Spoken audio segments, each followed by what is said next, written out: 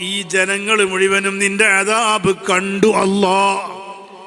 നിന്റെ അദാബിന്റെ അടയാളം ഞങ്ങൾക്ക് കാണിച്ചു തന്നു അല്ലാ. ഞങ്ങൾ എത്ര സമ്പന്നരായാലും, എത്ര കൊട്ടാരങ്ങളിൽ താമസിച്ചാലും, എത്ര പണം ഞങ്ങൾക്ക് നൽകിയാലും, എത്ര സ്വാധീനമുണ്ടായാലും ആ ജനങ്ങളെ മുഴുവനും വിറപ്പിക്കാൻ, ജനങ്ങളെ കണ്ണീരിലാഴ്ത്താൻ, ജനങ്ങളെ വിഷമിപ്പിക്കാൻ ഒരു നിമിഷമേ നിനക്ക് ആവശ്യമുള്ളൂ.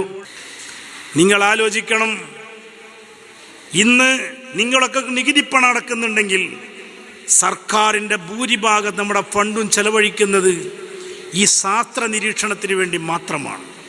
എന്തിന്? എപ്പോൾ കാറ്റടിക്കും, എപ്പോൾ മഴ പെയ്യും, എപ്പോൾ കൊടുങ്കാറ്റടിക്കും, എപ്പോൾ ഉരുൾപൊട്ടും, മാറി താമസിപ്പിക്കാൻ പര്യാപ്ത